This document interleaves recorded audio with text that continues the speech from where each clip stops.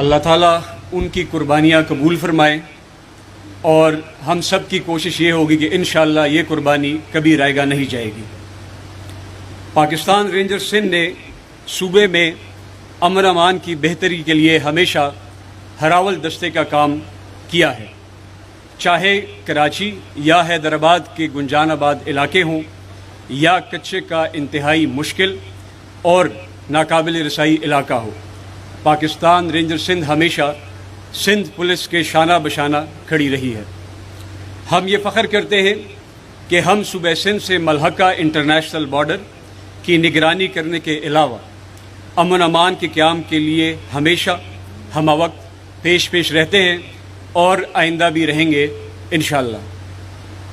आज की मौके की मुनासबत से DIG साहब ने काफ़ी सारी बातचीत कर ली है।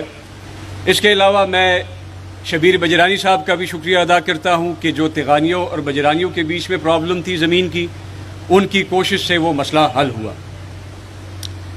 यहाँ मौके की मुनासबत से मैं एक और चीज़ के ऊपर रोशनी डालना चाहूँगा।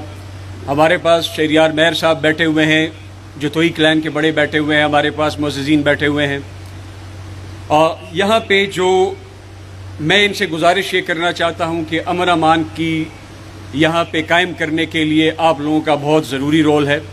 स्पेशली जो आजकल जतोई और साथ महर कबीले की लड़ाई चल रही है, शिकारपुर के अंदर, गोटकी के अंदर जो सीलरे और साथ शर की चल रही है, उनकी जो कबायली तसादम आपस में चल रहा है, हर रोज़ हम वहाँ से लाशें उठा रहे हैं। तो मेरी आप लोगों से दरख्वास्त है कि आप लोग बड़े के तौर पे अपना रोल प्ले करें और इस मसले को ख़त्म करें, ताकि हम एक पुरअमन तरीके से यहाँ पे लोगों को एक वो दे दें, यहाँ पे माहौल दे दें उनको।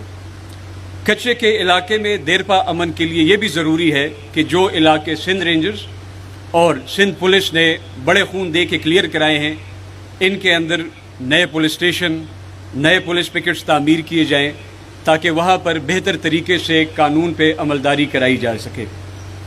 साथ साथ इन इलाकों के लिए जो क्लियर हो गए हैं, उनके लिए सेहत, तालीम और रोज़गार का बंदोबस्त किया जाए, ताकि आने वाली नस्ल जराइम की दुनिया से दूर रहे और पाकिस्तान की तरक्की में अपना किरदार अदा कर सके।